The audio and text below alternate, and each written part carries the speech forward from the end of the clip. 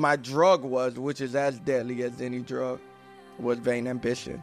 Wow. What people don't know is for the past 4 years, I've declined every single tour. And I'm not talking about small tours. The Lord told me, no. You said you struggle with vain ambition. Sounds like God killed that. Oh, yeah, for sure. Struggled. Yeah. You've just killed that. I think there are some things that you have to kill more than once. I think there's some things that have been killed, but they have the tendency to resurrect if you don't chop his head off. And so for me, God's just taught me that, hey, Trav, just because you killed it in one area doesn't mean you don't have to kill it in the different areas.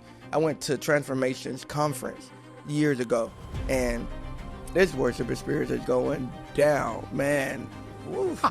Man, this is horrible, boy. You move mountains. We could shift this room. This is terrible. Don't you see me over here? So it was like the first time I was like, man, I'm good. And my wife and I, we were just worshiping in the audience. The Lord purified my ability to celebrate others. God was like, thank you. Now let's do business. I wasn't waiting on God. He was waiting on me. Okay, so how do we start? I don't know how to start this. I want to dive in because I've got an incredible guest. Oh, welcome to Life in the Wild. How about that? Life in the Wild podcast this is the place where I believe God's given me a burden to speak to creatives, artists, worship leaders, and influencers. Where people have creative vision in their hearts and something that God's placed there, and you have this in your heart. You know you got the talent, but you don't have the development. And I like to say, like, you're more gifted than you are mature. And that's fine. There's nothing wrong with that. But I think this podcast is an opportunity to have conversations to invest in the other side of your gift.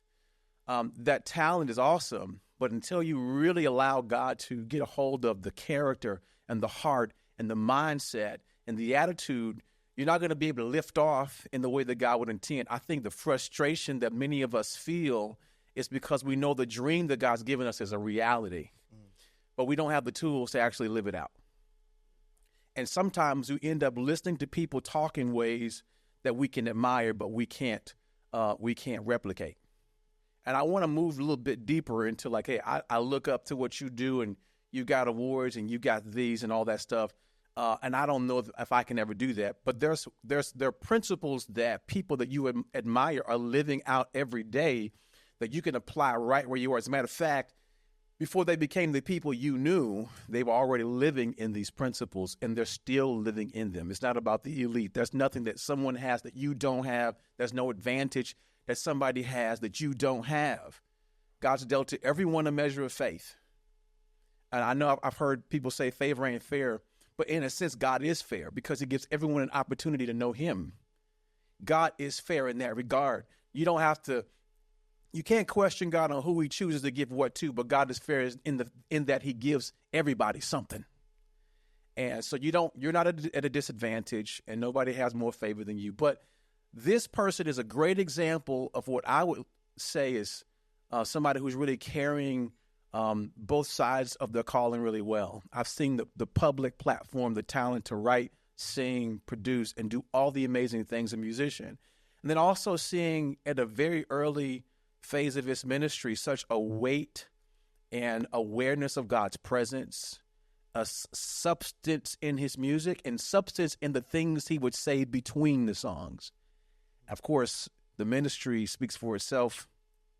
This brother right here, let me just say thank you, Travis Greene, for coming to hang out with me in my house, man, with my family, in the wild, wild west. In the wild, so you see the life in the wild. You got the wild stuff going on. You got a little wild behind you. I love it. And so let me just give you a quick little thing, because this is something the Lord gave me some time ago as a framework to think about your lifestyle. And it's John the Baptist. John was called before he was born. Mm-hmm. Prophetic was all over his life. His parents serving in the priesthood, all that. Mm-hmm. You could not have been born into a better place to serve God than he was. Wow. His parents were blameless. Yeah.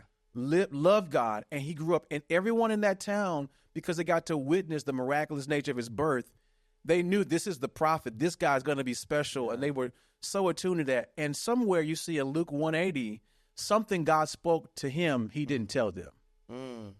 something God spoke to him went beyond the prophetic word of you're going to be this, you're going to be that. And it was to move into the wilderness. And it says that, and John moved and lived in the wilderness until his ministry started. So then he exited the place of promise, because that was the promised land. Right. So where are you going when you're exiting the place of promise? Wow. He goes into the wilderness where it seems that there is no promise, but the promise is not the place. The promise is the presence. So he finds more presence in the wilderness alone with God than he does in his house with priests. Because God cannot be housed, right? Right. In brick and mortar. So he goes into this place where he can be with God. This is the framework of the life in the wild. So what do you do all these years in the wilderness? How do you live? How do you cultivate your life? What's the character?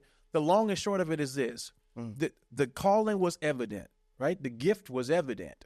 But what God did in the wilderness to prepare him to carry it was not evident. That was something he had to grow in, and only God knew where to take him. A lot of us as creative people, we can easily accept the word, prophetic word, or the gift, but it's very difficult to make that decision to move into a place where the gift can have a platform to stand on. Wow. And what does it look like? Being serious, more serious about your relationship with God than you are about the performance before people. And when you do that, you see the end result is that the people came to the wilderness to see his ministry. His ministry was far exceeded the impact of what his parents were doing in a place that was uncommon. He did not have to chase anything. Everything came to him right where he was. And I think for many of us, we choose compromise because we don't trust God's promise. Whoa. And so we live in a place of compromise instead of a place of the wilderness, a place of integrity, a place of accountability, a place of the presence of God cultivated in your daily lives, a place where your disciplines match your calling. Yeah. Where you're not trying to look like the world and think if I do something that the world likes, they will like me. But that's not how it works in the kingdom. You have to deny yourself and the world and follow Jesus. And then he brings everything to the wilderness. Because you're never going to lack for God's promise if you're faithful to whatever he says. So that's the idea of the life in the wilderness framework of John the Baptist. And I'm bringing you into the wilderness with me in my house. All right, so first of all, how you doing, man? How you doing? Yo, man, I'm great, man. I'm here. Wifey's over there. Your wifey's over there. Yeah. Y'all fancy, man. I told her, listen, we from Carolinas, man. She showed me the breakfast spread. I said, man, this is fancy. It's fancy. This ain't the wilderness. This is royalty. Y'all got to spread out like royalty, man. Listen. What kind of toast you want? We got options. We got. We didn't have options when I grew up. You getting this white bread and tell God thank you. So y'all fancy in the wilderness. I like it here. What is favor in the wilderness? God is good in the wilderness. We're living off the land. God is good in the wilderness. Man, I love it. Thank you for bringing your wife, Jackie. I feel bad because I feel like I didn't know she was coming. I'm like, I'm a fan of Jackie too. Like, yeah. I'm a fan. You guys are both incredible. I love what she's doing. All the ministry that you guys both preach, you teach, and you're a doctor, right?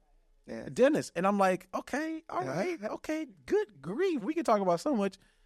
Next time y'all come back to town, we got to switch it up. For sure. And we may do a little couple thing because my wife, we can sit down and really talk about marriage and the dynamics of here's reality, like just being a creative person and being married to someone who's a doctor. Yeah. And like the different mindsets. Yeah. She's probably brilliant in ways that you're not. For sure. And then you're brilliant in ways she's not. Yeah. And then the clashing and the learning to become one and all that. Yeah. So my wife, she's like an administrative juggernaut. That she lives to organize and create, coordinate. And I'm somewhat savvy in that space, but I'm no doubtedly a creative. And she's an introvert. I'm an extrovert. Yeah. So we can chop it up. Hey guys, I hope you're enjoying this episode. And if you are, I want you to seriously consider becoming a part of our Life in the Wild tribe. That's right. We've got a tribe just for you. If you are creative, an artist, an influencer, a worship leader, or a musician, and you're looking for a community, searching for a place to grow and become the best version of your creative self, this is the place for you. I want you guys to take advantage of our devotionals, our blogs, and our mentorship Bible studies, curated Bible studies for creative people that cover the topics that affect us most. So click the link in the description below so you can get your free resources. Also, send me an email. I would love to hear your feedback on all the things we're doing at Life in the Wild podcast. Don't forget to share, like, and please subscribe so we can make an impact in the world together. God bless you. Let's get back to the episode. Are you an extrovert? All day, every day, loud. She is she's a merge of the two. What is it called? Ambivert. People be making up alert. stuff. Amber, she's an Amber alert. She What are we? Okay, yeah. all right. She knows how to be a lamb and a lion.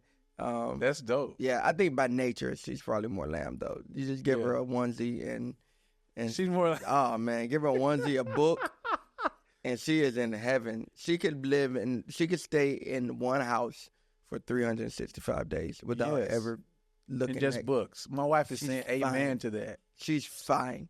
It doesn't feel like she's missing anything. After a while, I just need I got to get out. Yeah, man. I got to get Walmart out. Or something. I need some chaos.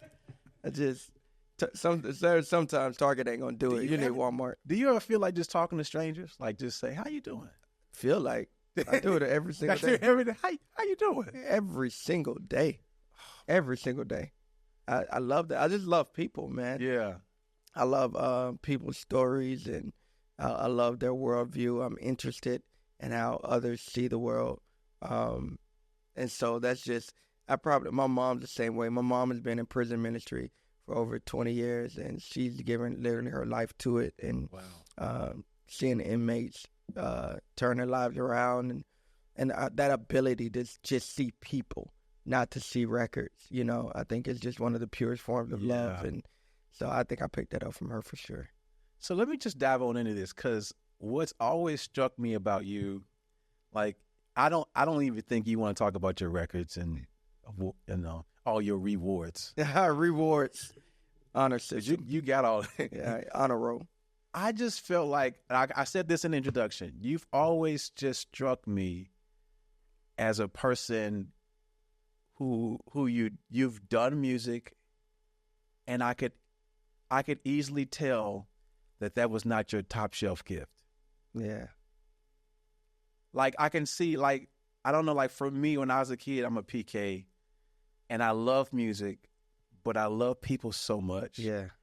That my favorite thing to do is to spend time with people. Yeah.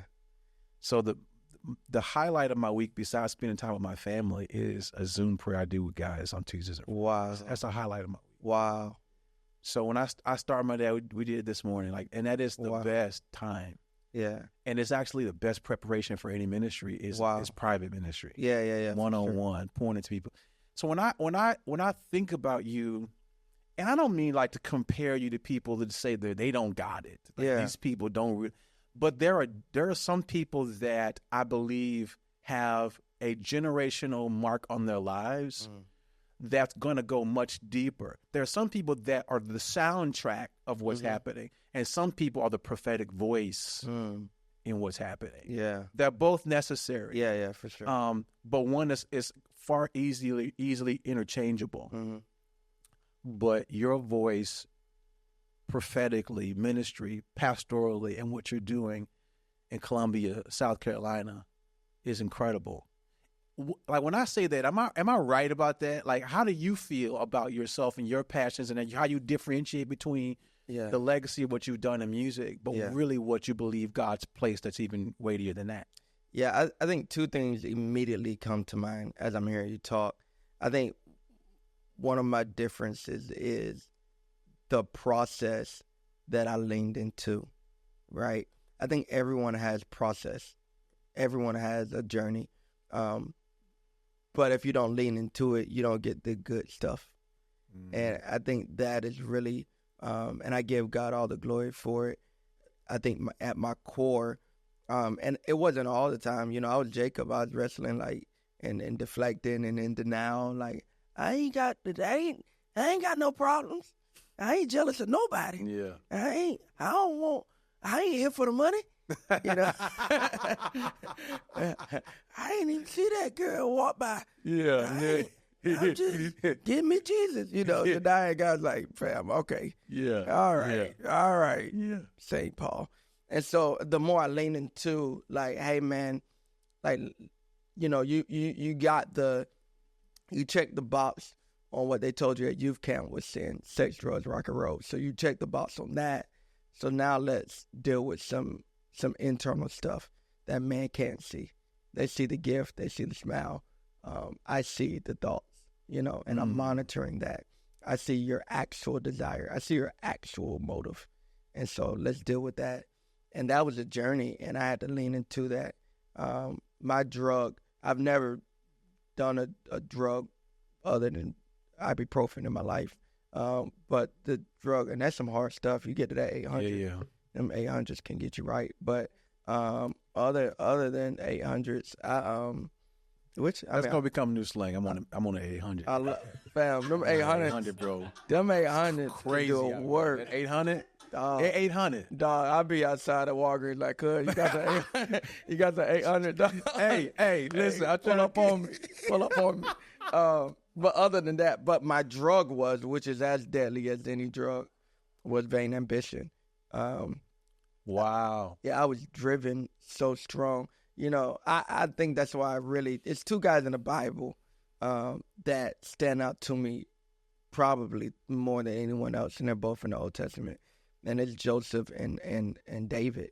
I mean, these guys, man, we often talk about, you know, going after something that you're not called to.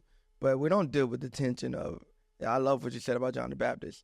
How do I exist in between a bona fide promise and manifestation? Yeah. Not I'm just inspired by TikTok, or I'm just trying to be the next Kirk, or I'm just, oh man, I saw this looks cool, let me do this, I want to be like that. No, I'm talking about a bona fide promise, a prophetic word over your life. Like, I get asked all the time in radio interviews, did you ever imagine? And I always feel weird because my truth is, yeah, I've always known what I was going to be doing. Like, that was no secret, especially in music. That's when the alert happened. I'm from charismatic Pentecostal, old school, 1988. Yeah. You know, Pentecostal church. You know, so back then there was everybody knew what you was gonna do. That's right. What's my purpose? They told you when you was 3, dog. Yeah. This is your future. That bishop came to you with that cologne on and spit in your face and told you exactly what the Lord said about you. Stetson anointing. You know what I mean? So that for me, I've always known. I've always known.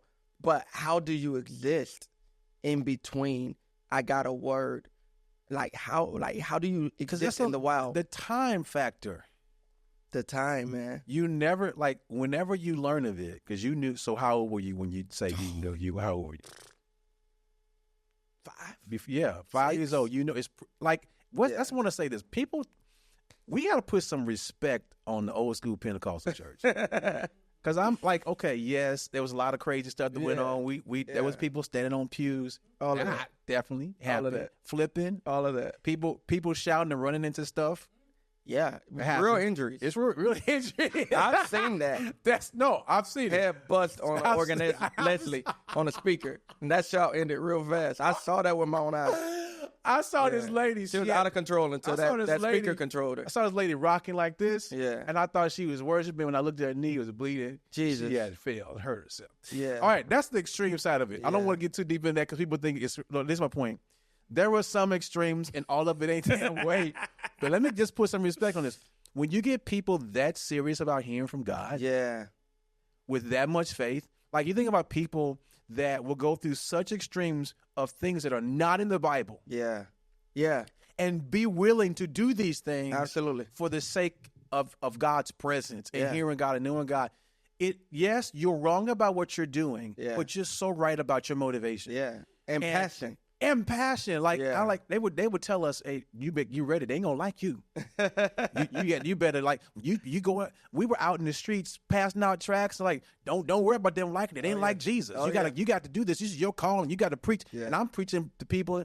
So they were just so sincere, but the prophetic, Yeah. that was accuracy. Yeah. Like the word you got at 5 was right. Yeah. In a place that people would call unhealthy in a lot of ways. And we talk about legalism and religious, and yes, that's true. But you cannot nix out the fact God was in that, and that word was right. Yeah, yeah, for sure. I mean, all through my childhood, I feel like every revival, I was a kid that was like, "Hey, you, Yes, funny talking kid."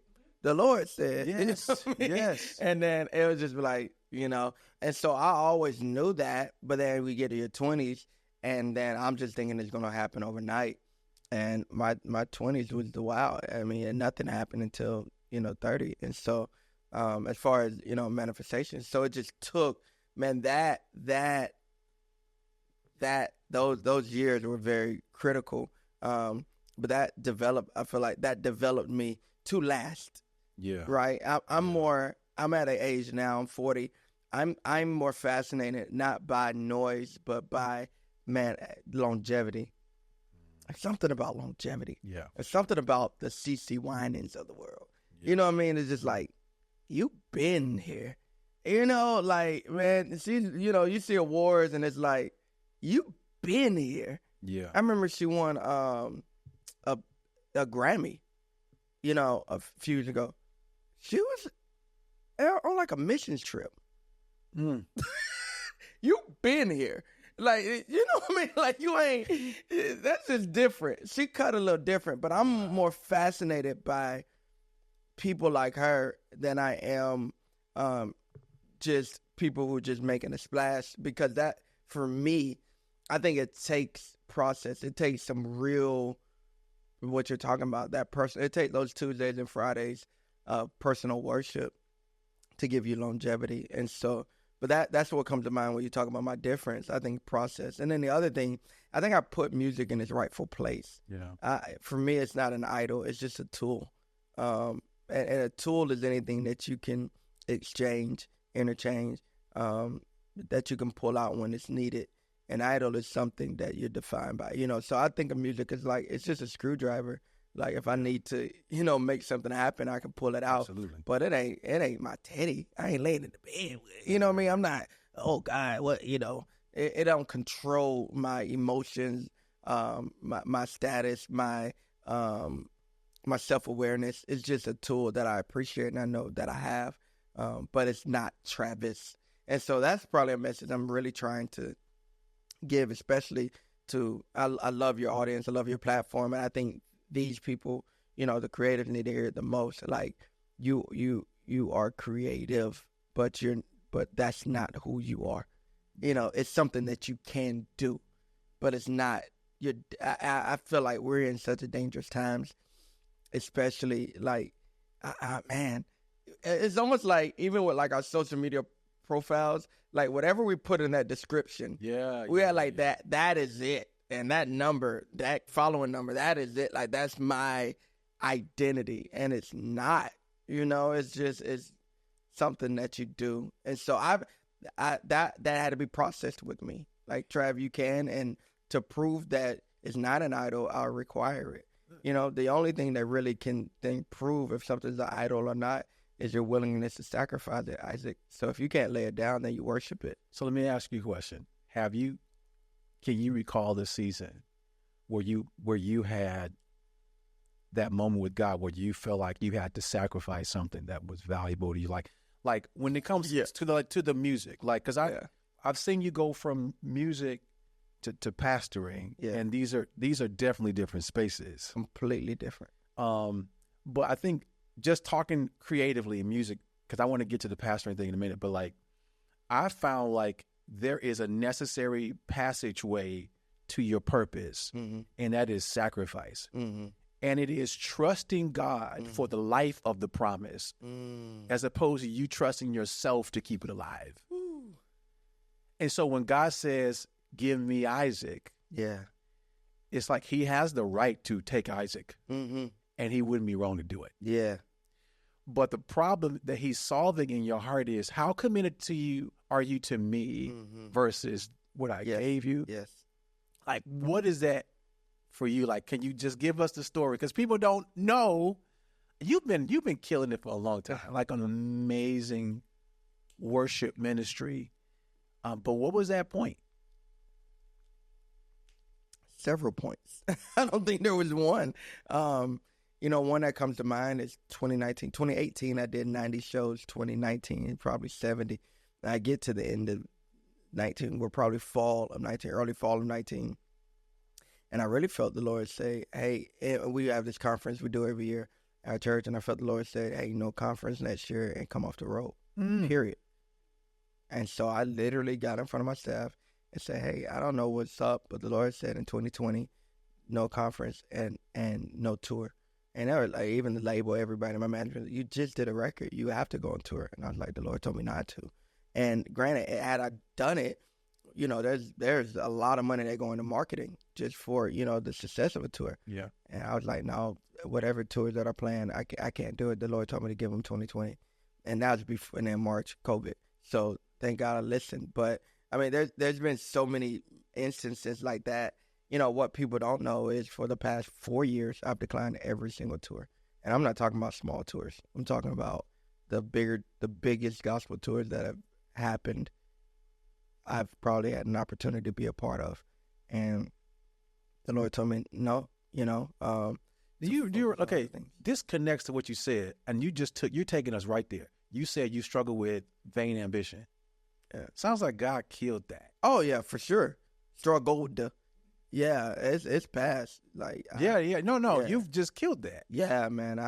It's out of there. Here's what's interesting though. It's an interesting verse in the Bible guy. 1 Samuel 17, where the Bible says David hit Goliath with the rock. Goliath falls for it and he dies. Right? He kills him. The Bible says he killed him. Then the Bible says he comes to Goliath, takes his sword, cut his head off, and kill him. So did he kill him or did he kill him? And I think there are some things that you have to kill more than once. I think there's some things that have been killed, but they have the tendency to resurrect if you don't chop his head off. And so for me, God's just taught me that, hey, Trav, just because you killed it in one area doesn't mean you don't have to kill it in the different areas. So when I talk about ambition, it's not a flat, you know what I mean? Yeah. There's one word that just is an umbrella for everything.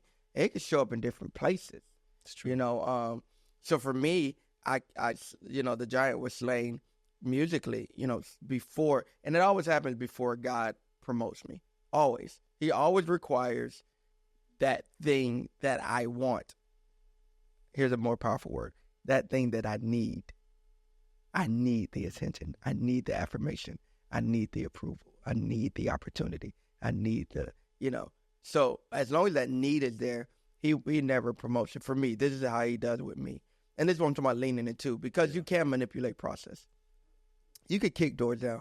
You can send the right text messages. You can be in the right room. You can rub the right shoulders to get ahead without God. It's possible. It's possible. I got a ton of biblical proof about that. But you won't stay without him. You can get there without him. You won't stay without him. And so for me, before God gave me the larger platform with music, he had to slay that. And so I was like, okay, man, it's dead. I ain't thirsty. I ain't just trying to do stuff. Like, I can't. All right. And then a few years after that, now we're trying to grow this church and we're building this thing in South Carolina. And music is here. Music is a Ferrari. The church is it's a Buick. Do anybody drive Buick? I was limited. I was limited on what I wanted to call it because I don't want to offend nobody. I was saying a Buick. Yeah, a Buick. It's no shade on Buicks. Yeah, but a 97 Buick is rough. Does all grandparent cars smell the same? Always. They do. It's like, what? Do you get an old freshener? That's what like, this is going to make it. Now we're ready. It's that tree. But they got a scent. They got a scent for grandparents. With the windows, yeah. Oh. So the church was a window, was a manual window. I mean, and the music was like, it was a convertible. Like, we was rolling. So what was in that dichotomy, like that, man, my life was an oxymoron. It was like success. Yes. And struggle. you know. And so it was in that the Lord was like, oh, Travis, you this ambition thing. And I'm like, no, I've been delivered. Like, I ain't got no ambition. Yeah, like, yeah. Oh, no. You were just successful in music. And, you know, you got to kill it again because now it's showing up in church. You need people to know you can preach. Yeah. You need opportunity. You need to be a part of the cool guys. You need the pictures with so-and-so. You need affirmation here. And until you get it, you don't think that you're successful. You're waiting on further to call you for you to feel like you're successful. And as long as you need further affirmation, you're telling me mine isn't enough. And so, no, you could just sit here. You can just sit here. And now the length of time that we play pretend like it ain't there is on you. Or you can lean into the process, know that I know what I'm saying, and let me, you know, take that out of you. It's going to be painful. It's an operating table. I'll cover it. You know, people won't even know you had surgery, you know, but you'll be better afterwards. So that was it for me. And he dealt with it, and I had some jealousy in my heart, you know, because, man, I'm supposed to be the next John Gray. And here comes this Michael Todd. This guy, come on. This guy got all the money and attention, and he's just blowing up. And what about me? There's not this land ain't big enough for the both of us. There can only be one young, relevant black voice. I'm the next John Gray. It is settled. No one says it out loud, but it's true. Like this doggone Michael this Todd. is not big enough for the boy. Michael Todd is just perfect. He's tall, perfect hairline. Yeah, like creative. He's all the things, and it's like, he's everything. So it's like, well, there's no spot for me. Like, and guys, like, what? Like, says who? But I'm glad you're vocalizing it, so now I could deal with it. That's right. And man, he healed me from it. And it wasn't until I said, and not just said, but I meant, because you could say something, your wife knew if it's true or not. You know what I mean? But it wasn't until she confirmed that thing wasn't there anymore. Of like, I don't need it. And I remember the moment I knew, one of the market moments for me, I went to Transformations Conference years ago, and I'm there, and it was the first conference that I can remember in my adulthood going to and sitting in the audience and saying, I don't need a microphone. The first time. Because sometimes, come on, Mike, you know how it is. Like, when you somewhere, you're like, man, this worship experience is going down, man. Oof. Maybe if they look over here, I can save this. This is horrible. Like, boy, all I can go to the void. You move mountains, and we can shift this room. This place. This is terrible. Don't you see me over here? But it was like the first time I'm like, man, I'm good. And my wife and I, we were just worshiping in the audience, and I'm, you know, able to pray for people who are around me and prophesy. I mean, we had a revival in the bleachers. And I mean, I'm fine, and I did not need it. Mm-hmm. I didn't need it. And the Lord purified my ability to celebrate others. Like, seeing others win started doing something for me, and not just needing people to know that I got it. And then finally, when I finally didn't need it, God was like, thank you. Now let's do business. And then, you know, bigger platforms, bigger opportunities, church, you know, blows up, and, you know, all the stuff started happening. But it wasn't, I wasn't waiting on God. He was waiting on me. Man, let me just thank you for being honest. Because one of the things that breaks my heart all the time is that people in leadership or whatever are just not honest. Mm-hmm. Everyone deals with jealousy on one level or another, but especially in ministry. Yeah. Because it's hard to really fully understand what God is telling you. So when God is giving you a word, like you said, it's legit, we are tempted. I am tempted to fill in all the blanks, and I am distracted. This is what David is, I think, Psalms 73, talking about just looking at the wicked, how he was so upset. Mm-hmm. And he's looking at somebody else who it seems like they've got something that looks like what his promise should look like. Yeah. Isn't that what God told me I was supposed to have? Yeah. You sleeping with peace and I'm struggling? Like, I don't understand this. And then we also deal with the things when you've been doing something a long time and someone sprouts up. Yeah. Out of, Let me tell you something silly I used to be jealous of. Jackie, I used to be jealous of new believers as a kid.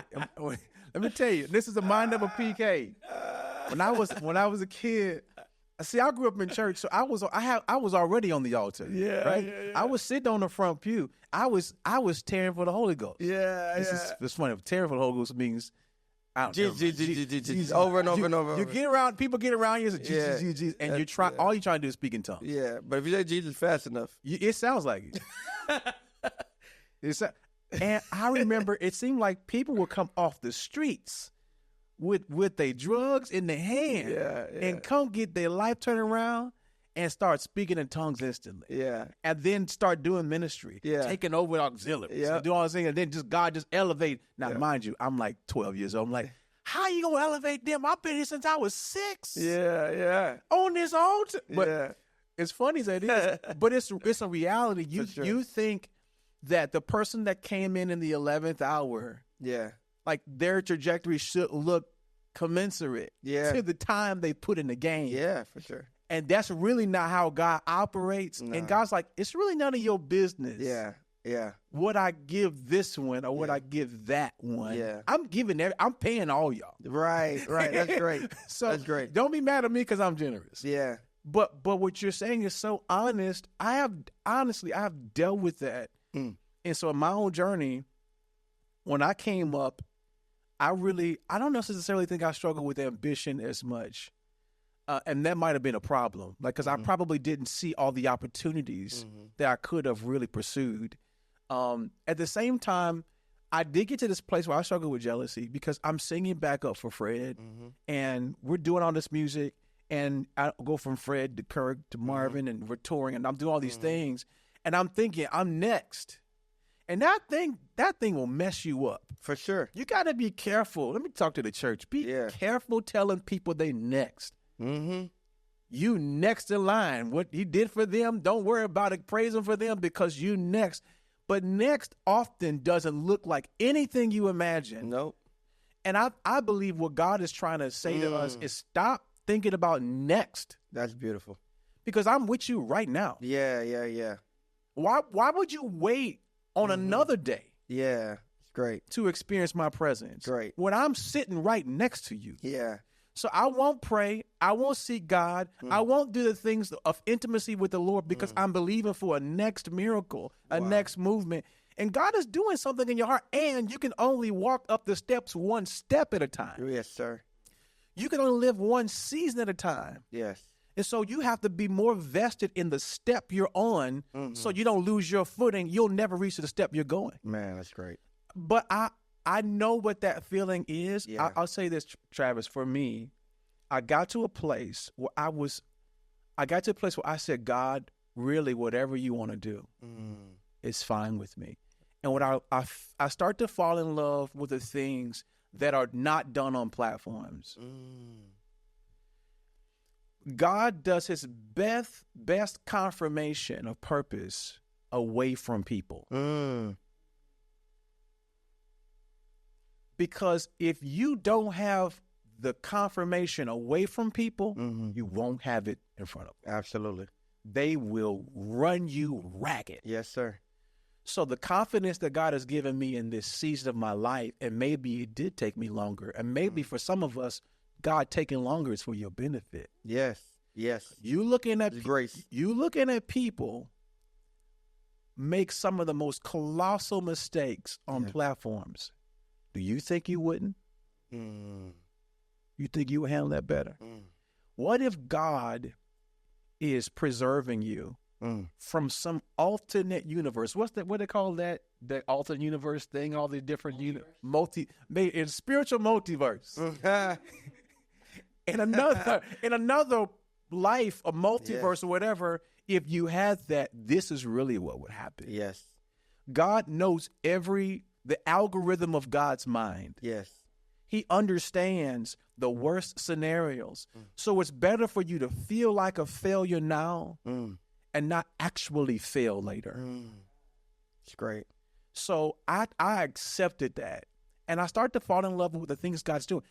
And I'll say this, and I wasn't going to bring this up, because I almost hate to say it, but 2 days ago, KJ texted me, congratulations. And I'm like, and I text him back, what are you talking about? Mm-hmm. For what? And he says, for the nomination. And I'm like, and so while I'm texting him, I'm going to look what he's talking about because I don't know what he's talking about. So I scroll down and I see fill the room nomination. I'm like, that's crazy. I wasn't looking for that anymore. I so wasn't looking for it. Which is a great song, by the way. Thank you. Not only was I so not looking for it, that I didn't see that, I ended the conversation with Travis and went on about my day. Working, doing what I knew I need to do. I'm writing some music, doing pre-production for some stuff, and just doing what I'm supposed to do.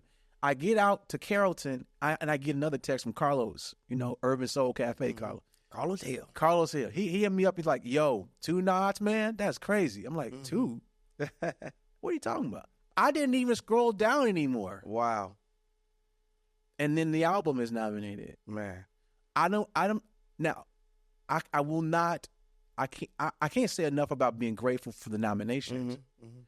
But it actually was a picture of where my focus was. Love that. That's a picture.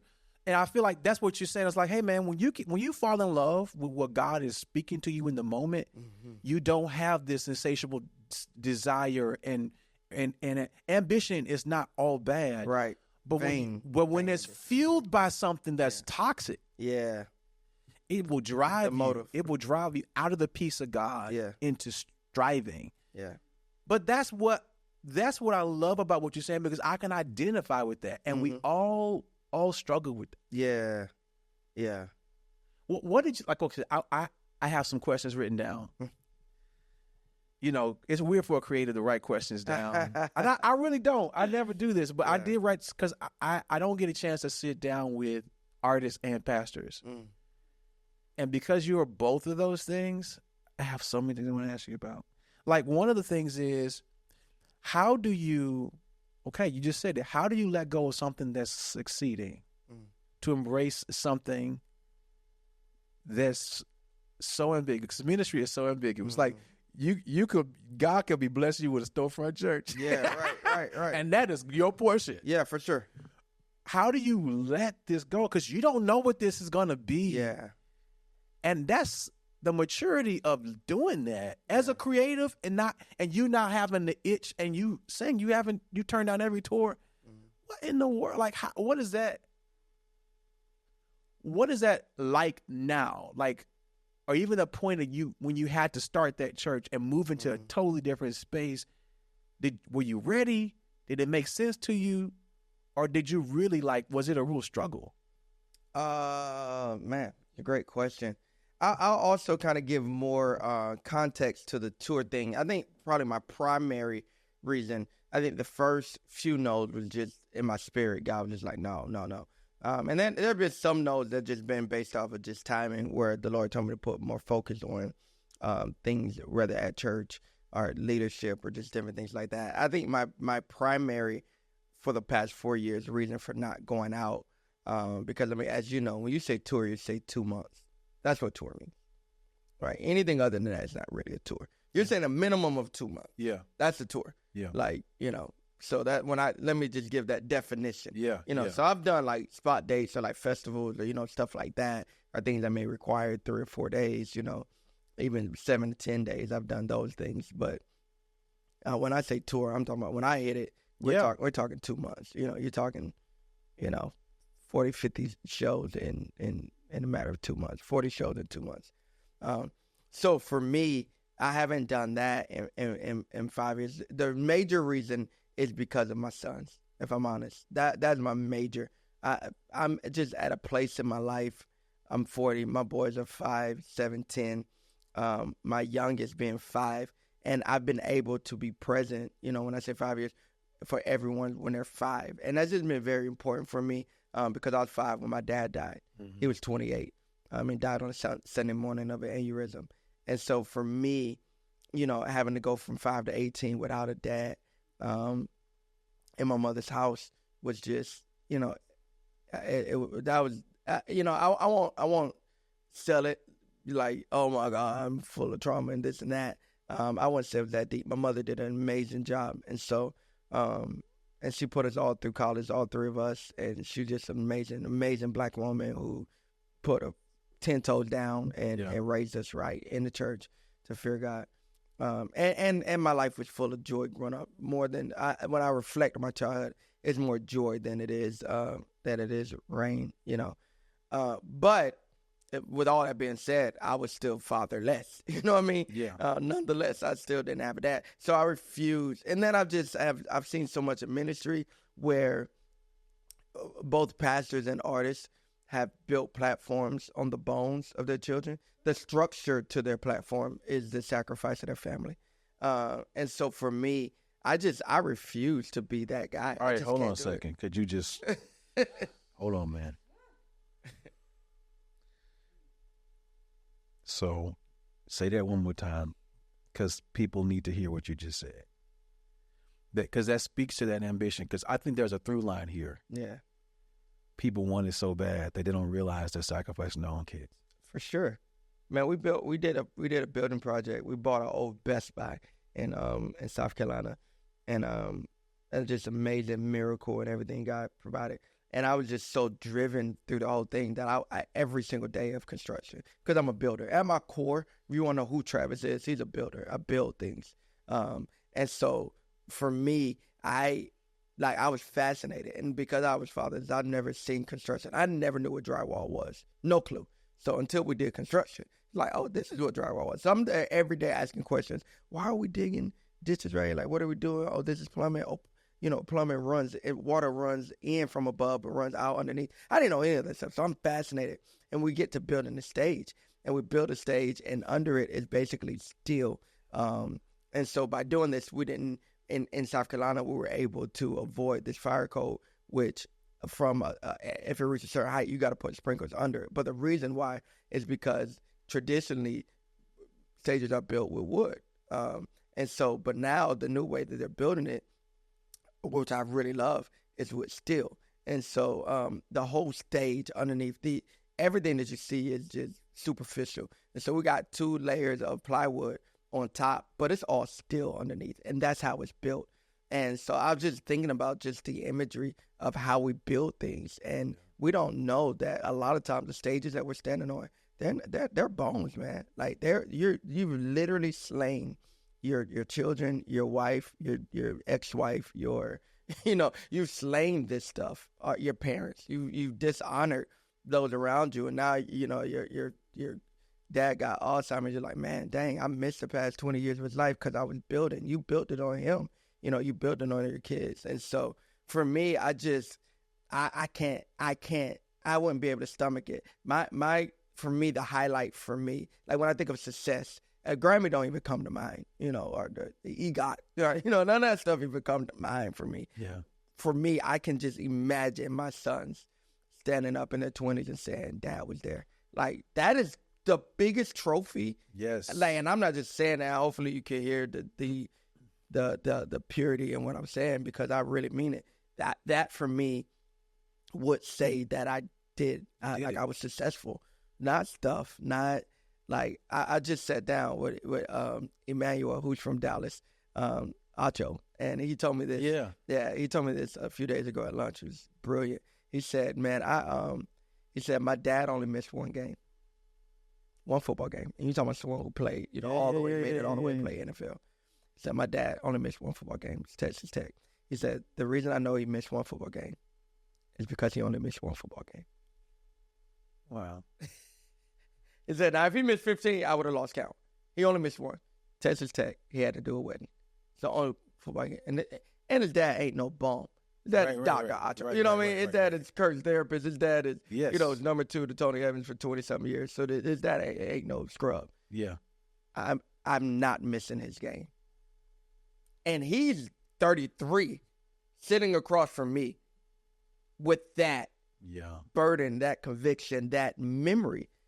And that Dr. Acho is way more successful in my eyes now than anybody who got a wall full of trophies and kids that hate God because of them.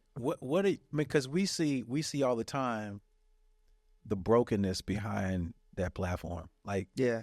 I mean, you see it in the green room if you're in the green room. For sure. But if you get to know, people, they say don't meet your heroes. Like, Yeah.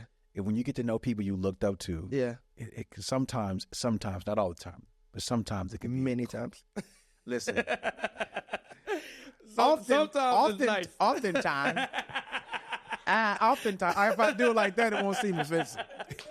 Oftentimes, we find that what's going on in the kitchen is a mess. It's a mess. And I admire what's happening up here. Yeah. I do not admire this. Yeah. I think about, when you were talking, I think about my wife. And I think about the struggle we had when my wife, and she voiced it eventually. She felt like you would choose all this over me. Mm. And through this whole season, it was like I couldn't get her to get it together. Like I could not say enough, do enough to get her to cooperate. Not cooperating with you. Because I don't believe that you love me more than you love that. And I'm like, I'm here. What I would do is this. I would get home from, because I was working and traveling with Fred. Yeah. So I was working with him. I'm playing and leading worship at the church, and I'm traveling with Fred. Yeah. So when I would get home, I'd be blasted tired, like, let's go down to Cheddar's. And I'm thinking, like, well, I'm giving you time. Yeah. Cheddar's be banging. It's just good. Them croissants is fire. God, that warm cookie with the ice cream. And they got the best spinach dip in the world, if you know, you know. Oh, I didn't know. Oh, my God. That's the only reason I go. I try to stay away from there just because of the croissants alone. The spinach dip would change your life. Listen, I was trying to change her life. Yeah. She didn't appreciate it. She didn't appreciate it. She didn't appreciate it. It's because you didn't order the spinach dip. If you had ordered the spinach dip, all your worries would have went away. She would have said, I get it. You know choose what? Me first. You're absolutely right. But because I was not present in the moment, I didn't know. And I just, here's the thing. Here's a huge difference. And I look at where we are now and where we were then. My wife works harder on ministry than me. When I tell my wife, I'll tell my wife, get this. So Jackie, I'll tell my wife about a ministry opportunity. And the reason I'm telling her is because I don't want to go. What I want her to tell me is like, babe, I need you. She'd be like, no, I'll tell her, it's like, oh yeah, you got to do this. Wow. I'm like, but I'm coming from here. Yeah. So if you can talk me out of it. She's like, no, you got to do this. Wow. And she's like, because this is the vision. This is because she is so vested in what God has said. Wow. And the only difference is she believes that she is just as much a part of whatever God is doing. Yes. She's not watching me do it. Yes. She's not, that's his thing. Yeah. Like her Galise, her. She's like, no, that's our thing. Yeah. So I don't struggle. Right. And not only that, I don't have to struggle to get her intimate, emotional attention. Because she's not competing. Wow. And it's like, isn't it crazy how the covenant, the only covenant outside of your covenant with God has to compete? Wow. Jesus. With anything? Yeah. So for me, like, putting your priorities in order, like, what's important to you? They know, though. Like, women have this intuition, like, and this instinct. Like, they know when you have a side chick. And ministry is a lot of people's side chick. And they think just because it got, because Jesus is in it, then, you go, well, I'm reaching the lost. Yeah. I'm. You don't see all these people worshiping. This. We lost at the house. We lost at the house. We all lost. But it's that they feel that they're like, wait a minute. There's there's somebody else in this room. You know what I mean? Like. Yeah, I hear what you said, Abraham. There's someone else that you want to be productive with, and the only reason I'm even giving you this permission slip because I know you actually want it, and you take it, and so that was a trick question. The trick, Abraham. So what are you doing? You can go ahead. Bad move, Abraham. Hagar's in there. Like, why did you do that? It's like, sure. Well, if you think so. If that's the way you want it, I would have never chosen it. It's like she was always present. I get that feeling from y'all when I watch you guys do ministry. Like, I love that y'all post the conferences. I watch that, and I love all the worship. You got some crazy worship leaders. Is it Chakana? Shaquana. Yeah, Iman. Yeah. See Titus. Yeah. Y'all crazy. Yeah. But watching y'all do ministry together, what I see as a married man who does ministry is I don't think that y'all can fake the unity that we see. Yeah. Nah, we would be. No, I don't think she can fake it. If we could, if you can fake that, fam, we'd be on somebody TV. What? Well, I would be a You bona could fide fake actor. it. I could fake it. I know Yeah. because because the pastor can fake. Yeah. We have a tone we can talk in. Yeah. We have everything. Listen, I would be remiss if I didn't acknowledge my lovely wife. She's here. Isn't she lovely? Baby, would you stand? I would be remiss. And my wife would be like, I ain't standing. Not. Negro, I am offended. I ain't standing. The whole time I'm preaching, like, We can act. liar. But listen, Not laughing at none of my jokes. so my wife is from the hood. All right. I don't know if your wife's from the hood now. My wife's from the country. You are the same. Little difference. different. That's the same. Okay. Because people from the country and people from the hood keep it 100. Yeah. Especially the black women. Yeah. I love Ain't no how, fake. No, absolutely. Me and we were talking yesterday, and we were talking about how when we get into high stakes conversations, the facial expression she gives me. See, this is something only a black woman to give. We're talking about something. She's like, I'm like, what? You giving me? Why are you doing that? And that hurts when she does that, because I know what that means. You said everything with that. Like, so I'm like, so I'm You said just everything. saying, I believe when I see y'all Yeah. together doing that, I believe that I don't know the backstory, but what's been released in your wife is too powerful Wow. to be fake. Yeah. Agreed. Because a woman who's not released by the man that God's covered her with cannot realize her greatest potential. Wow. It doesn't diminish her; it really increases her, and it's there. But that unity, because it's like that position of a father of affirmation. It lifts the lid off potential. Wow. And when you cover a woman as a husband, you are there to lift the lid, to speak life into her. Yeah. Now, what's in her, you didn't put that there. Right. God put that there. And it's also interchangeable, because I cannot be effective in ministry when I don't have peace with my wife. Agreed. I am sick. Yeah. And I'm I'm miles away trying to do something, Yeah. my wife is mad, Yeah. I am not anointed. Right. Okay? I am not. Like, I'll say things that don't make Just going sense. through the motion. I'm going through the motion. I'll mess up words in the song. I'll be saying things backwards. I'll be saying Maywaker instead of Waymaker. Like, he's a Maywaker. I mean, thank you, Jesus. Thank you, Jesus. Yes, he is. Did he wake up May for you? I'm sorry. That's why I get messed up. But I'm just saying, Wake up May for he's you a is hilarious. wake up May. Out of no May. That's so funny. What I didn't see him, man. He waited for me. Hey, I'll do a whole message saying the wrong name. And this is why Abraham slayed the giant. Okay? He was 8th out. Well, listen. Listen, this is good. This is good. Moses went to the cross. What did you say? What is happening up there? This is good. No, it's not. You tell me about your marriage. Yeah. What's the key, the secret to having that type of marriage that everybody, I think you have a marriage that I think should be admired and should be a template for people. Yeah. What is that in your marriage? Like, if you say one thing. We don't just love each other, we like each other. Yeah. Would probably be my number one. I think people focus on falling in love and not falling in like. We more than lovers, we're friends.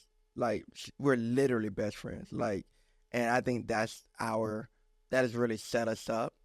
We talk about everything. We don't wait until we understand our thoughts to even release them, which builds, I think, vulnerability, intimacy that we're processing. Like, where are you now with it? And it's like, wow, I don't know. So we have given each other the freedom to sound stupid, to figure it out, to we give each other a ton of grace. And here's just the part that's just so crazy. This is crazy what I'm about to say. We've been together 17 years, married 13. We can count our arguments. Wow. That's crazy. It's true. No, that is crazy. It's true. I would never say that. We literally... I'll be wrong. We literally don't argue. Wow. When we do now, we go down. So go battle, down. help me. But it's only like once a year. Like that's the. It's No, just I definitely get that. I it's know. just I crazy. Totally get But I think what has helped though is we really bring each other along so I think let me say this. I think a lot of arguments is because there's just a lot that's suppressed. That's true. So what happens is it's very difficult to deal with something calmly, right? That's suppressed. So if you give me a bottle of Coca-Cola and I just shake it and I just shake it and I just shake it and I just shake it. It's got it. Yeah. It doesn't matter how. It don't matter if it's over croissants at Cheddar's. It don't matter if there's roses involved. It doesn't matter how the setting around me. When that lid finally comes off, it's going to explode. So what we do literally in life is we just keep the lid open, and it's just like we that's just how we live. That's good. It took us a few years to find that rhythm, to find buttons that just don't push it. You know what I mean? Don't ever say that. Ever, never. You know, like don't ever talk about that person. You know, don't ever, you know. Yes. So we just figured we learned rhythms, we respect boundaries, and I think the glue for it all is that we just process audibly. Like, hey man, I'm feeling different in life and I don't know what this is. Mm-hmm. Maybe we could try something different. You know, just for this phase of my life, I might need more affection. You know, normally I have me time and I'm just in the basement by myself. It'd be great if you came down to check on me. On Mondays, I just preach 3 times on that Sunday. I feel like trash. I thought you liked your space. I did for 39 years, but now that I'm 40, I don't like my space anymore. I need to be complimented. I need, you know. So it's just focalizing those things instead of, you don't never... Why? I feel like I'm always asking you, hey, did I have a good night? You know, and I feel like I'm always pursuing, and my God, am I not attractive? Why do you sound like Chris Rock right now? So you've suppressed so much that you built this case, and she's like, where did all this evidence even come from? Like, that ain't even, I don't feel that way. And so instead of, hey, let me bring you along for the journey as I'm changing, so that the new me isn't a shock to you because I didn't invite you into my evolution. See, when I had a major, what would you call it? Well, I won't call it transformation. Well, yeah, coming out when we moved to Dallas from St. Louis. I grew up thinking I was something that I was partially right and partially wrong. And when I got to Dallas and I didn't have the Church of God in Christ, all the district meetings and all that stuff around me. I met Bishop Charles Blake last week. You did? In a grocery store. What? I know, fam. I know, dog. I lost it. I lost it in L.A. at a random grocery store called Pavilion. And I looked over my shoulder. I said, that's Bishop. That is Bishop. I went up to him and his wife. I said, man, I love you. I honor you. Like, thank you for all you've done. It was amazing, man. Then I was able to pay for his groceries. Of course you did. Of course I did. But, man, listen, that's Bishop Charles Blake. Then I ran to the car. I was like, I got to get cash. I ran to the truck. I was like, Cat, I just met Bishop Charles Blake. Oh, I call her Cat. Sorry. It's a nickname for a nickname. Her name is Jackie. When I first met her 17 years ago, I told her name should be Kathy, and so I call her Cat. It's short. And now her whole family, everyone calls her Cat. It's the thing. But I ran to the truck, and I said, yo, Cat, like, I just met Bishop Charles Blake. She's like, no clue who that is. I said, you Baptist? Yeah. Yeah, that's it.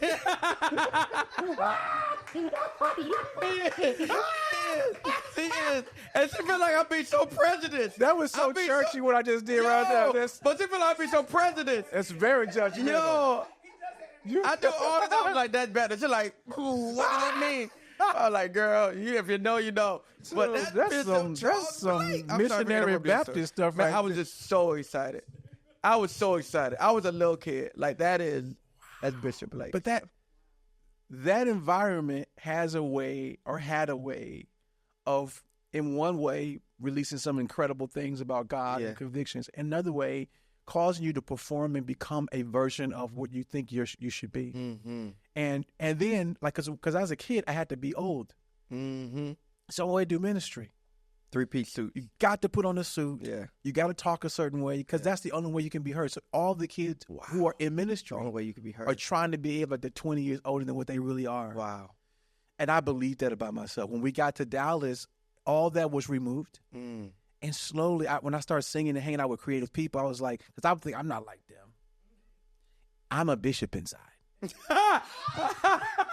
Like, oh God! Like, in my heart, that's the funniest. Let me tell you, if you don't get that T-shirt, hey, listen, listen. That right there, Hector, y'all better put that in a sizzle. That got to be the intro to this whole. That's the funniest thing I've ever heard about church in my life. Yes. I'm not like them. I'm a bishop inside. Fam, that right there is funny. That's what I am. That's next level funny. No. So I'm so weak right now. Bro, it's like, if we weren't on your show, I'd be on the ground rolling. That's so I'm not like them. I'm a bishop inside. Listen, God, my wife can tell you how true that was about me. I was that guy. That's funny. I was that dude. I remember when I first went out with Tyler Perry, and this is one of those unknown facts. I went out with Tyler Perry many years ago. Yeah. And the first thing I did when we all landed in New Jersey, I had never been on the road before. I didn't have luggage until the day before I left. I never had luggage before. Wow. Got there, I was like, okay, listen, what's your name?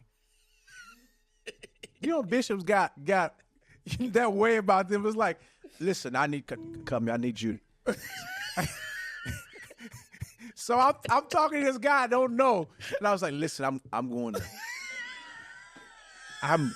This is my spirit. I'm gonna do Bible study in my hotel room. I want to gather everyone together. Now they don't know me. I have never been in a play. I've never performed on anything. I'm like, so I'm gonna pull everyone together. He's looking at me like, yeah, that's a bad idea. You probably don't. But that's my. So when I got to Dallas, man. And I started hanging out with creative people, I started realizing. Slowly, I think I might be one of them. Man. I'm not just a bishop inside. Inside. Maybe that's the other T-shirt. I'm not just a bishop inside. I'm a creative. And I like that color he wearing. I think I'm gonna get me a T-shirt. The bishop still talking like a bishop, though. I'm gonna get me one of them shirts. But and my wife saw me changing. She was like, "What are you doing?" Oh man. And I was starting to express. The bishop started losing the grasp on me. So the creator started to come out. Oh man. And we ain't gonna be able to get it back together. I'm not like them. Wait a minute. I'm a bishop inside. I am done. Like, that's the reverse of they not like us. Funny. Is that what it is on They Not Like Us? Yeah. I'm not like them. I love that. That's what the Bible says. I just love your mind. I love you looking at everybody thinking, nah, I'm not like that. I'm a bishop. I'm a bishop. Inside. In my spirit. Oh, in man. my heart. Oh, man. But I switched it up on her so cold. Man. It was shocking. Yeah. Because before you knew, I was wearing baggy pants and shirts and changing my haircut up. You know, I didn't get no earrings, nothing, but I was close. I was thinking, I can give you magnet. I was like a magnet, definitely magnet, because I'm still a bishop inside. I know where I'm going. Okay, I can't have no holes in my. I'm coming back to the Church of God in Christ. When it's all said and done, I'm coming back. Oh, and I'm man. so sorry to say, but I had to, but I changed up. So a lot of our turmoil in that season wasn't about her as much as it was about me coming into the reality of who I really was as a person. Yes. And accepting it. And, you know, whether I'm a bishop inside or not, Yeah. That just represents I knew my calling early. I understood the spiritual side of it, but I didn't embrace the human side and reality of you are a man, you are a creative person. You like to think that you're more mature than what you are, but you're not. Yes. And so I'm 20 in my 20s, and I'm like, listen, son, you're not 48. Wow. You may have the gifting that gives you the privilege to perform as if you were 48. Ooh. But you can't fake seasons that you have not lived. Whoa. No. That's you do not. You've got more gift than wisdom. Yes. Because wisdom can't be advanced to but so much. Yes. You have to live the lessons. Yes. And I hadn't lived enough. Yes. And I had to accept that. And that really, it was like an identity crisis for me. I had to live those lessons. Yeah, that's great. And here's what's crazy. Now when I sit with people, they're like, man, how do you know this? It's like, it's not that God told me. There are some things God told me, and there are some things God revealed to me through a life lesson. Yes. I lived that mistake. Yes. I'm describing the room and everything in it. It's not prophetic. Wow. I was in that room. Wow. And I know you're in that room. It may be in a different address, same thing. Yep. It may be in a different city, same demonic spirit. Yes.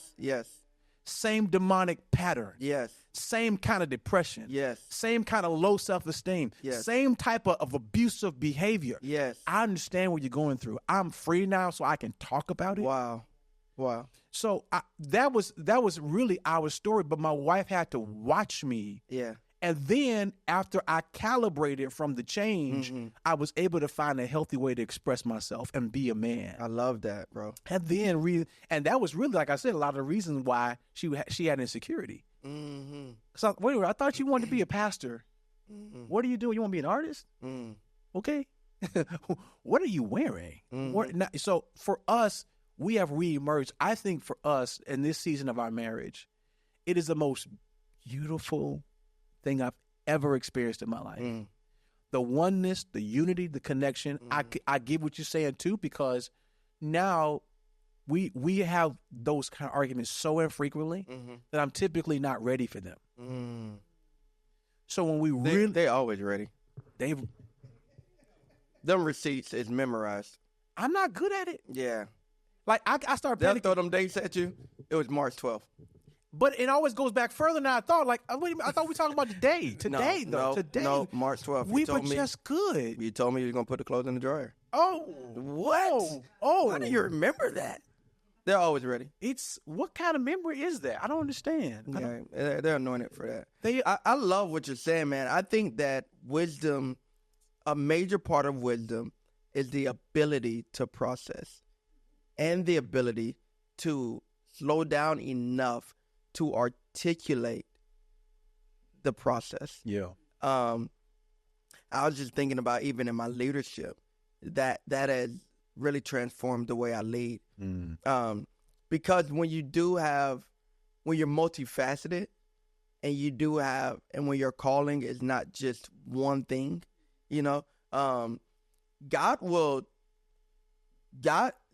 the transitions of God, the way that it works is that it feels abrupt, but it's not, right? It feels like, whoa, where did this come from? I was just in a wine press, getting it.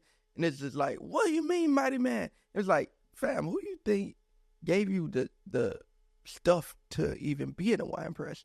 Who do you, like, you weren't in the wine press alone. This was processed. You didn't know that. It just looked like fear from the outside, but it was actually stewardship, preparing you and showing you how to handle and manage things in a tight space, because there's going to come a season where this army is going to shrink from 32,000 to 300. You're going to have to operate in a tight space. So God has been preparing. I think the thing is that I've learned in leadership, because God would just, it would be a shift. And because I was quiet until I couldn't be quiet any longer, it sent shockwaves to everybody around me. So I lost good people a lot in music and in ministry, because, hey, I can't even be like, I'm different. I'm not that guy. That's not funny to me anymore. I don't do that anymore. I don't go there anymore. I think differently. I prioritize this now. Whatever. And so now for them, it's like, what do you mean? Where does that leave me? Like, And it's like, oh man, the problem was that I left you Yeah. out of the journey. Yeah. So the only relation we have is a previous version of me. I'm so not Abram anymore that you don't even understand. Like, man, fam, you done missed chapters. You were there, but you missed it because I didn't tell you about Isaac. Because I wasn't honest about Hagar. Because I didn't tell you, man, I'm actually nervous leaving my dad's crib. You know, I don't know. Like, there's so much. So many times we wait till we're about the shift. We're at the end of Genesis. Yes. And just like, I'm the father of many nations. It's like, fam, what? What? You what? We were just playing kickball at Earth House. What do you mean? So that, for me, those were tough lessons that I learned. That was just like, hey, man, I have to have the vulnerability, the humility, and the wisdom to, it's love. That's what it is. It is. It's saying that I value you enough to invite you here into this incubator. Yeah. Where it's not actually all the way there, you know, this cocoon even, where it's a little slimy, but many of us process in isolation, but that leaves our spouse out. Okay. It leaves our kids out. It leaves our staff out. So let me throw this in, because I think to balance this out, I think, and I'm very, very slow to talk to women. Like, this is what the ladies need to do. Now, the bishop in me don't mind. Yeah. But that's just a joke. The bishop in me will speak to anybody. I need all the daughters. No, that's the bishop. Daughters talking. of Zion. The daughters. I need y'all to be quiet. Why I say it like that? Listen, but I done lost track of that. I'm serious. You're slow to talk to women. So I'm slow to talk to women, but let me just do this, because most women want their man to do what you just described. Mm. And you give your man too much credit. Mm. Because you want your man to come into your space gentle. Because you've been taught that women were sensitive. Mm-hmm. Be sensitive with me. Mm-hmm. And men are told, be sensitive with that girl. Don't handle her like that. But women aren't taught to be sensitive with that man. Women are taught, oh, he's rough. He plays. He doesn't mind it. You don't have to watch what you say. He has to watch what he says to you, because you're sensitive. You're emotional. You're vulnerable. Men aren't. Couldn't be any further from true. And if you want your man, I'm just going to speak, this is not everybody, but for some men, your man would take you on that journey if you would be sensitive to his heart. If he invited you, it gotta be a safe place. If it ain't safe, because there's things like, you always do that. If that's what you're gonna tell him, make your mind up. What's wrong with you? Make your mind up. Why you crying? Back here, skinny. Make your mind up. You said you was gonna fix that 3 weeks ago. You ain't done nothing. You just sit around doing nothing. And now you talking about you got a dream. Oh, you want to preach? Okay, now you a preacher. Oh, you a bishop? Oh, I really. Why would you bishop on them dishes? How'd you bishop that backyard grass? And it's like, yeah. Like, why can't two things be true? Yeah. Why can't what God put in me be just true and relevant as some of the gaps in my development? Yeah. And why can't you affirm me anyway? Yeah. Because if you can affirm me, do you understand the healing and affirmation? Oh, man. Big time. Here's a beautiful thing. For parents, we have to learn how to do this. You have to learn how to affirm our children in the middle of chaos. It's how you calm them down. Yeah. They're falling down, they're crying, and it's chaos to them. And you're calm to affirm their identity, that you love them, that everything's okay, and to dress the wound. Wow. At the same time. That's great. But what happens a lot of times when women aren't equipped, they come into that space with them and they look at that and they freak out. Yeah. And it's like, you're freaking out, so now I'm freaking out. No, I'm not freaking out. I'm shutting down. And it's not because I don't want to be with you. It's because I love you so much. I don't want to see you like this. And I don't want to feel this way from you. It's safer for me not to share my heart with you at least I can keep some semblance of peace in the home. Yeah. And now he's going the opposite direction. Mm-hmm. And what you wanted, you didn't get. So I would say it's so important. I know this is. I know that you guys are doing this because this is what my wife is doing. Like having the ability, and this is to women. I say I'm careful talking to women because I don't want to seem like I'm the guy that talks to women. But as a man, we gotta talk to women. Yeah. And I think understanding that your man does not need you in the journey to be his mom, to be his school teacher, to be an evangelist, to be a preacher, to be his corrector. He needs you to be his wife. What is the best thing a wife can do? Help. How do you help? The best way to help is before you get to task, what a man needs help with is what's internally happening. We can always move stuff around in the house. Right. But what a man really needs help with is the tension in his heart. Yeah. And what's the one way? I'm going to narrow this down to one thing. How can I help him balance the tension? The world will never have the advantage you have in behind those closed doors. You can just love that guy. It's great. Okay, let's get practical. How can I love him? It's simple things. Do something he likes. You may say, well, now I got to serve him. Well, okay, you can look at it that way if you want. But what do you want for you? It's love languages. So when my wife is upset, if I get her a purse, not an expensive, if I get her anything, if I get her a flower, it gives her something that lightens her heart. Doing something. And it's not just anybody can do it. It won't mean nothing. But if I do it, yeah, it's special. It communicates. It waters the roots of a man's heart. Right. And you can just do simple things, and you can actually let him talk without responding. One last thing, because this is so important. Here's the key to talking to someone. If you want them to say more, don't keep talking.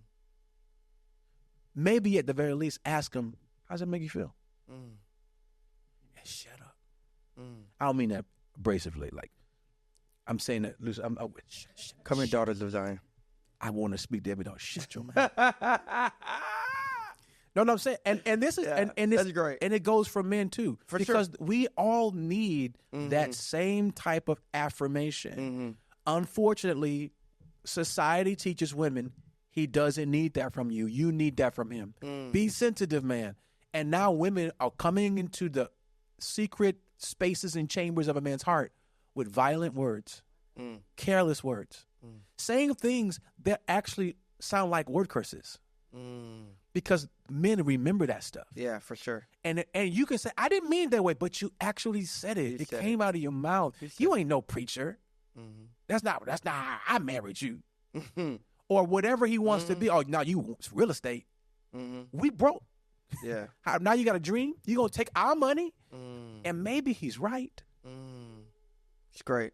And if you're broke, you got to get unbroke somehow. Come on. And if he has a dream in his heart, maybe that's the beginning to a path out of where you are. Great. You'd be better off affirming him and him finding out he's not good at real estate, but not being totally broken in his identity and self-esteem. Great, like, affirm him in something so he'll do something. Yeah. It's great. It's easier to redirect a train in motion than to get it from no motion. So if you affirm your man, you put motion in that man. Love that. And when that man gets motion, he can always correct course. That's great. That's great. But I just had to drop it. No, that was great. Jeez. That. Man, listen, I want to keep on talking to you. I think we'll do this again. You have family in my city and in Fort Worth, right? In my town? I live in Fort Worth. Yeah. I got to say where. Fort Worth's a big town. But I live in Fort Worth. Yeah. And I'm so happy you came to my house. Yeah, me too. Thank you so much. And thank you, Jackie, for hanging out. Thank you, guys. I'm so grateful. I'm going to ask one more thing.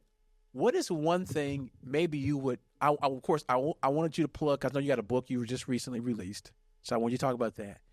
But some from your heart in this season of your life, what is a word and I got real churchy. This turned into TBN. They start. Tell us, what is God saying in this election season? What is the Lord saying? Stay out of Pennsylvania. That's what God's doing. But because our audience, this conversation has been great. There's some things people wouldn't hear. Maybe I say this. Tell me something about you that God is saying that maybe you're it's not something you would preach, but something that will be very helpful to someone who's growing as a creative, as an influencer, someone who has a promise that will water them. Oh man, dang, I could go anywhere with that. 3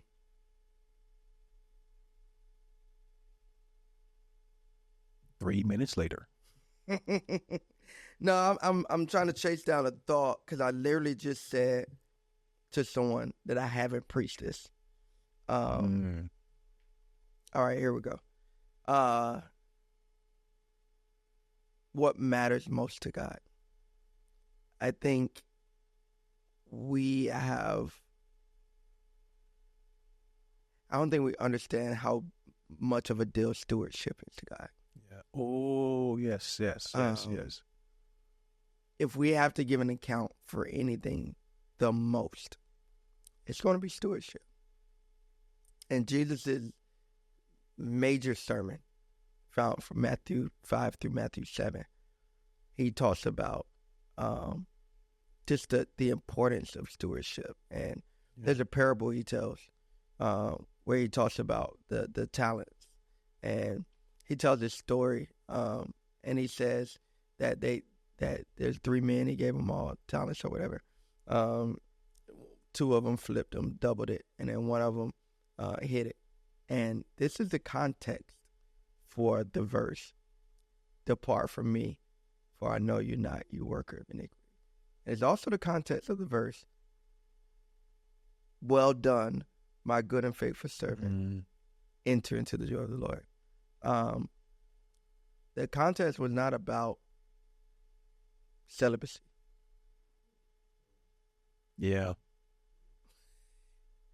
It was not about drugs. It was not about, partying.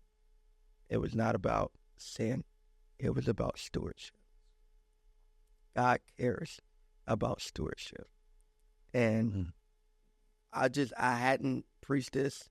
I'm still processing it. But the idea, what makes sin bad is not the act. It's just that it's poor stewardship. I just don't think this. I don't think God is in heaven like, oh, they smoke weed today. What we gonna do with that? I don't think. I think he's like, that's poor stewardship. Like that is counter your assignment. You're not being responsible with what I sent you to the earth to do. And no word can return to me void. You're a word sent from God. So I'm upset that you're not stewarding the assignment, not that you stumbled. And this is not permission or license to be wild. No, I'm following you so closely. But this right is now. just, I think it gives us another, what I'm really trying to say is the church is full of a lot of saved people who are poor stewards. You can shout and you don't do drugs, but man, you have not done what God told you to do in 20 years. And I think you're going to be in more trouble than the weed head. I think there's going to be some tough conversations in heaven. And this is what I also think. And what I'm about to say is, I don't want to get any emails about this. Say it. And I'm going to try to say it the purest, nicest way. I haven't preached this yet. I'll back you up. I got you. But I'm going to apply wisdom. Trauma does not stand in the court of heaven. Well, it's cute on earth, and it's a trigger word, and it's great, and you look like you got more clout here by saying, oh man, you know what I've been through. In heaven, It doesn't matter. Well, I was molested. It doesn't.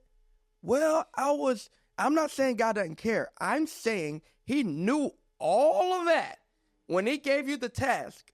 And in the court of heaven, that is not enough evidence to defend your obedience. Wow.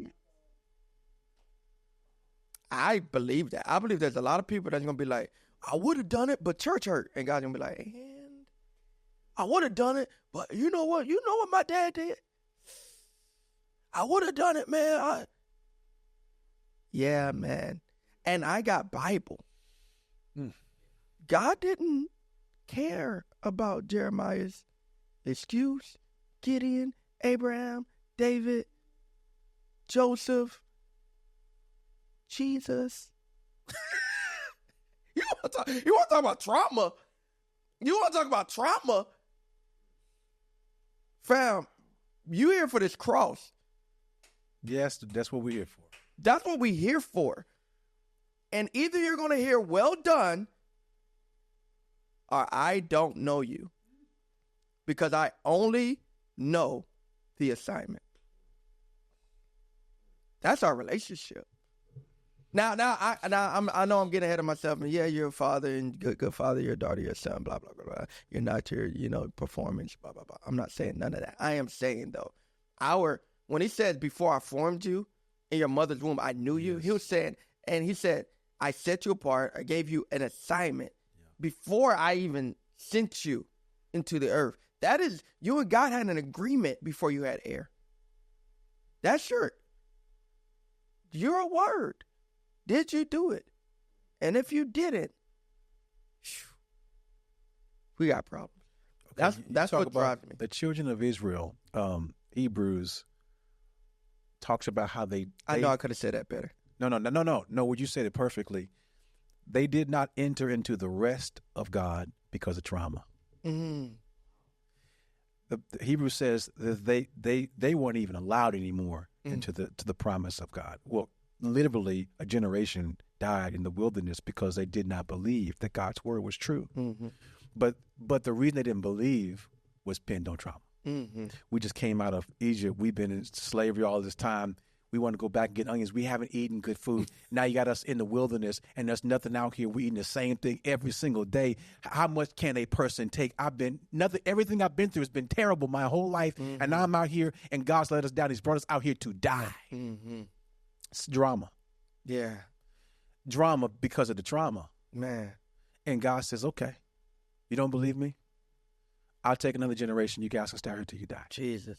And that is so hard to understand because the reality of what God is saying is, if you believe me, 2 of the 12 went into the promised land, saw the giants, but celebrated the promise. Yes. Came back with good news. 10 come back with bad news. We saw the promise, but we exaggerated the problem. Yes. And what the exaggeration of problems is not that the problem is not legit, because there were giants. Yes. And the Bible says that the enemies in Canaan were left on purpose. Yes. So it's not that they're supposed to be there. Right. The trauma was real. Pharaoh did what he did, and those enemies are there. But I'm God. But that your faith is in me and not in either your past or the fear of your future. Yes. Your faith is in me. Yes. And if you don't believe that I got your back, you have nothing to cover for the fact that you don't. And the judgment, and we'll all be judged by what we do in this body. Everybody will. Yes. But what will make the difference in how you steward what you have is, do you believe that God is God? And that he is a rewarder to those who diligently seek him. Yes. I think what you just said is a mic drop moment. And I want to say, because I'm not unaware, nor am I callous. But do the work. If there is trauma, get therapy, do the work. But I'm saying, don't stand on that like it's enough, though. For 20 years. Don't surrender to it. Don't surrender to it, because it's not an excuse for there's no excuse for disobedience. There's no excuse for disobedience. What did God say And I love what you said, because I think that sums it up. Either he's God or he's not. That's right. You know what I mean? And either he's God enough to carry you through it, or he's not. Yeah, the pain you feel is real. The experience you have is real. The giants you see is real. The whips on your back are real. They're real. They're real. Yeah, it's real. But there's a promise that's real. And there's a word that is real. Can we be honest? And there's a God that's real. So I want to free the person who is saying, but you don't know what I've been through. I want to say, I don't know what you've been through. I know what I've been through. Yeah. I know my trauma. Yeah. I know the trauma of molestation. Yeah. I know what that's like. Yeah.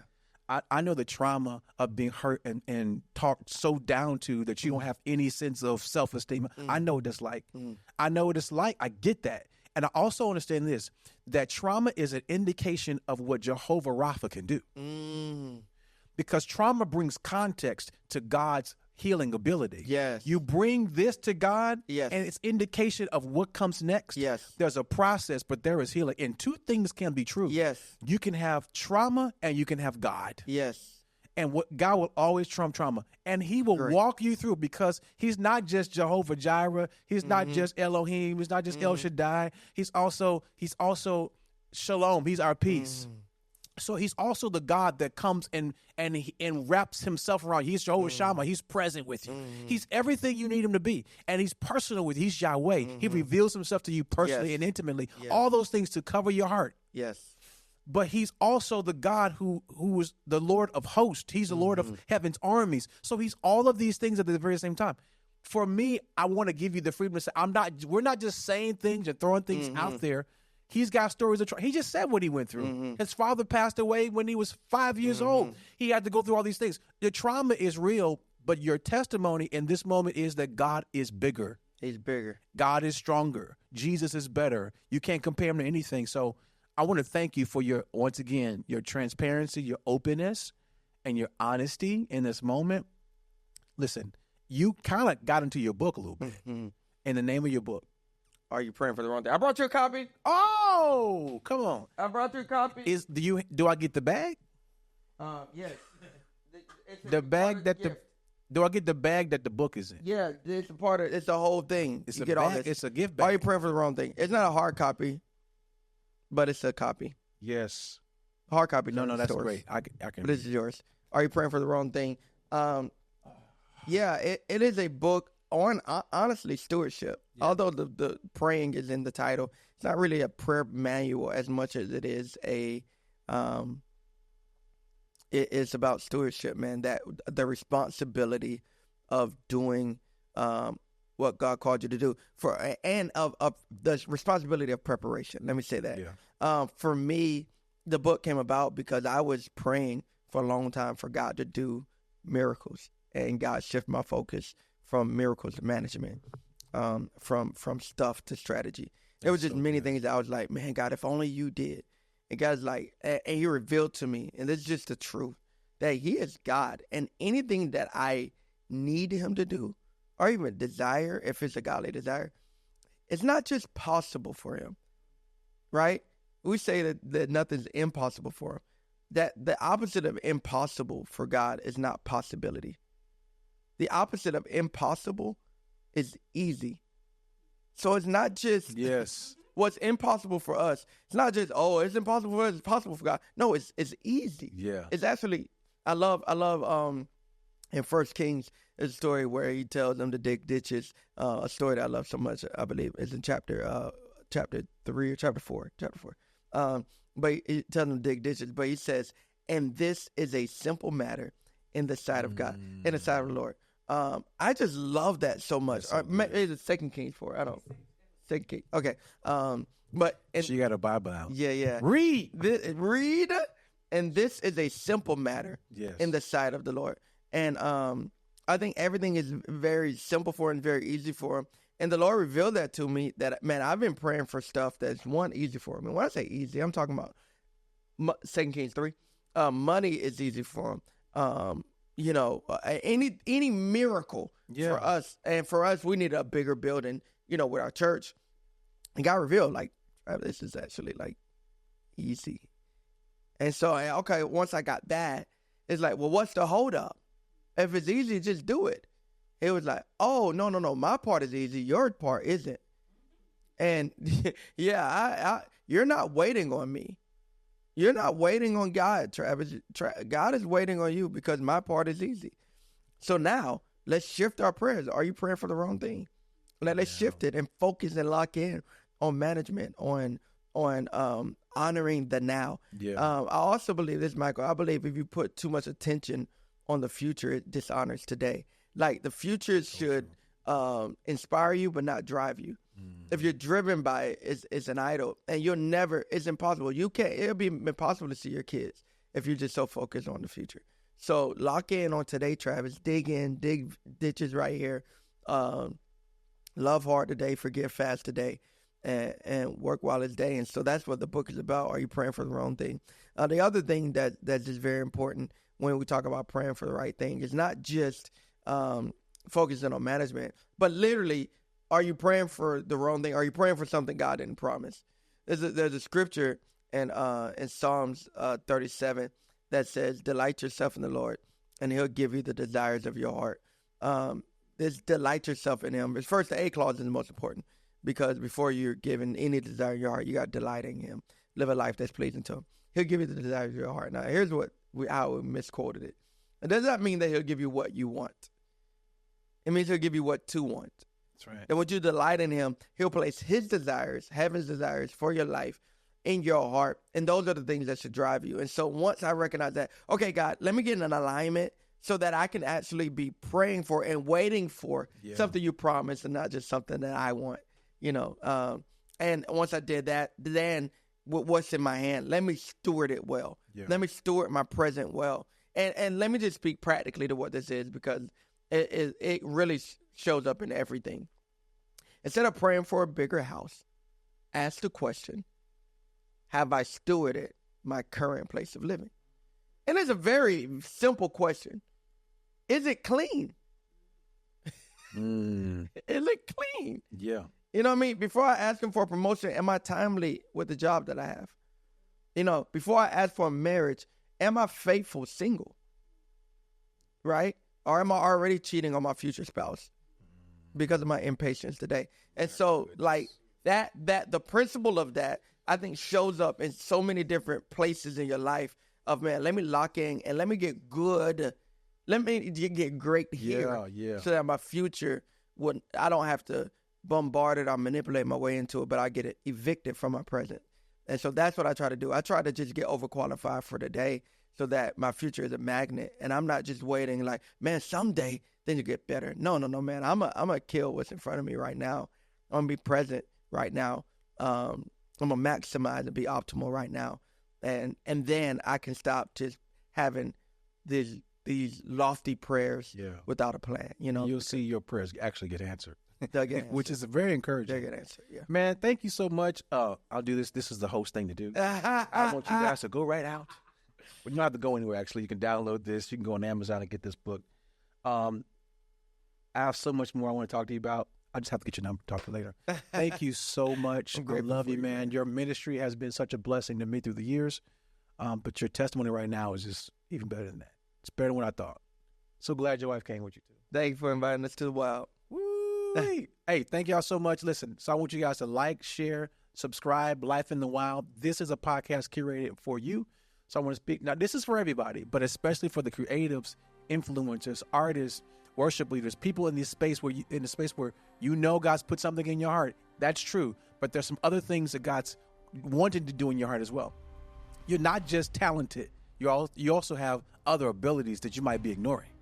And the process that God's giving you right now is God's opportunity to you to prepare to carry this platform. The platform is only going to be as good as your character. You can't keep it if you don't go through the process. So Life in the Wild is for you. God bless you. I love you. Thank you, Travis. Thank you, Jackie. My wife over there, Siobhan. Love y'all. Thank you, Hector. Derek. Peace.